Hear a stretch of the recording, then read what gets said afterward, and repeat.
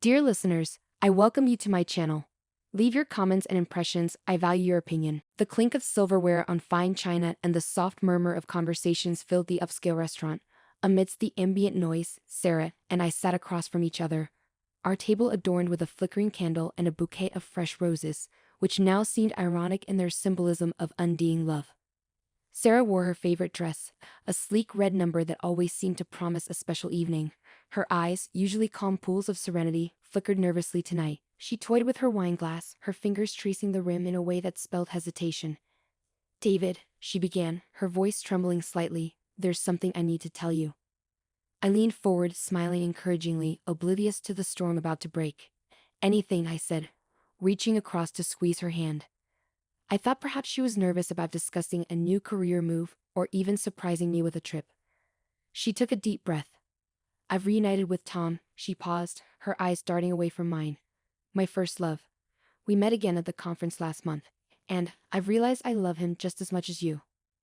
The words hung in the air, heavy and suffocating. My hand recoiled as if burned. "And I don't want to lose either of you." Time seemed to slow, the background noise fading into a dull, distant echo. My heart pounded, a mix of shock and a bizarre sense of detachment taking over. I stared at her, trying to process the surreal confession. "You're in love with him, and me." "Yes, David, it's possible to love more than one person. I love both of you, differently but equally." Her words, meant to be comforting, felt like daggers. I glanced around, suddenly aware of the curious stares from nearby tables. A waiter approached, but I waved him off, my focus returning to the woman I no longer recognized. "Sarah, how could you?" My voice was a whisper, a strained attempt to hold on to composure. "I didn't plan for this, it just happened. Tom understands our situation and he's okay with it.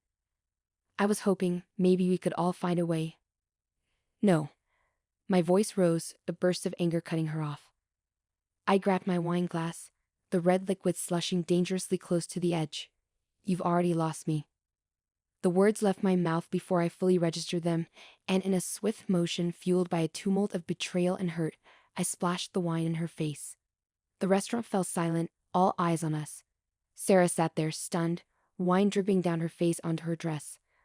The red stain spreading across the fabric mirrored the pain spreading through my chest. "I'm sorry, David, please." Her voice broke as she reached for her napkin, dabbing at her face. I stood abruptly, my chair scraping loudly against the floor. "There's nothing to discuss." My voice was cold, final. I threw some bills onto the table for the meal and walked out, leaving Sarah behind, her sobs echoing faintly as the door closed behind me. Outside, the cool evening air hit my face, a stark contrast to the heat of my anger and humiliation.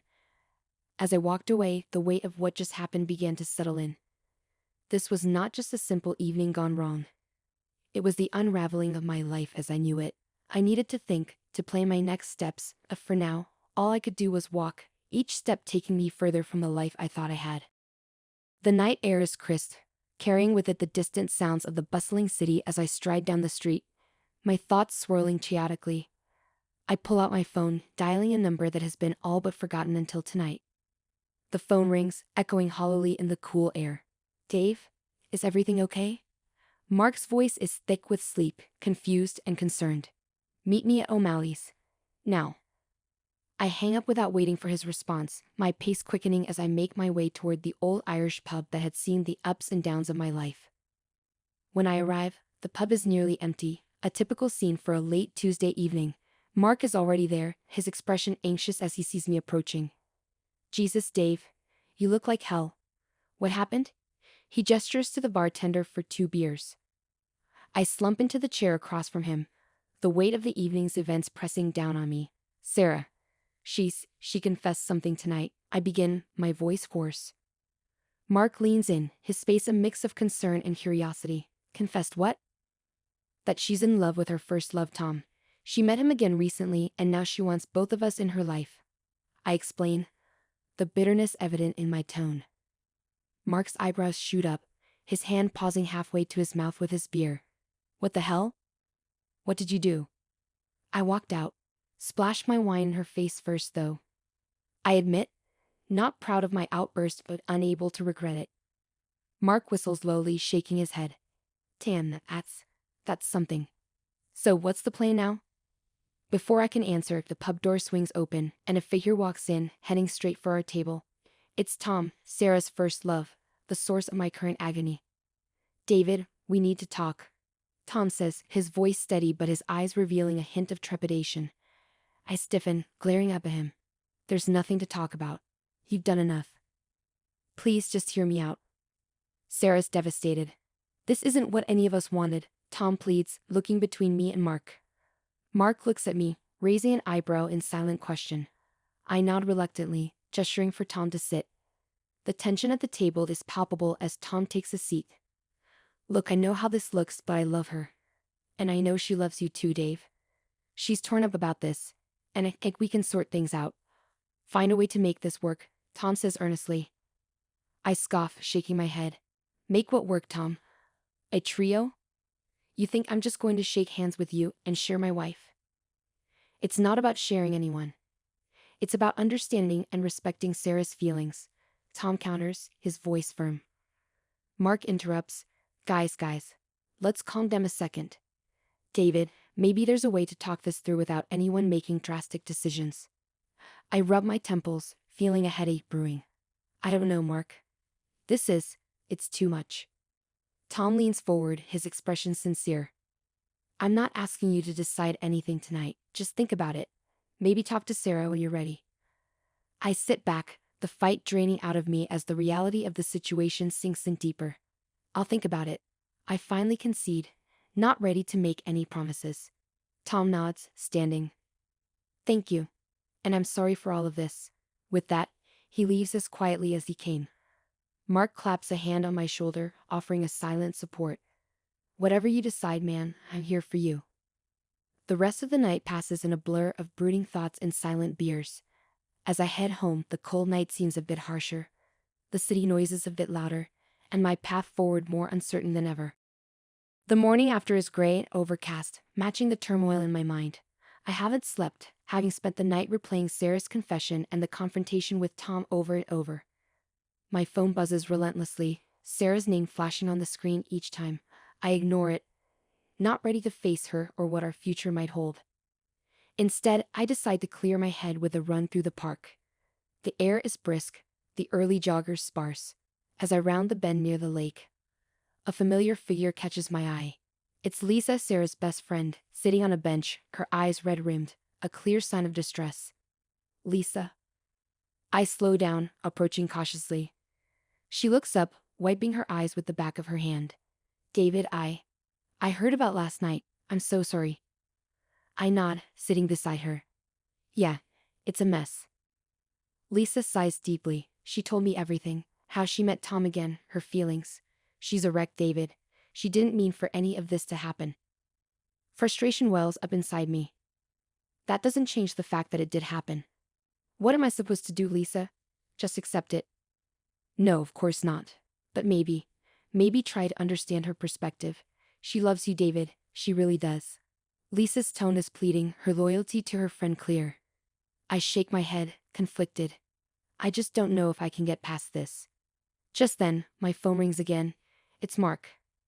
Hey, I've been thinking, he begins without preamble. Why have you come over to my place tonight? We can talk more about everything, get a game plan together. Relief for the distraction, I agree. Thanks, man. I'll be there. The day passes in a blur of mundane tasks and avoidance of the inevitable.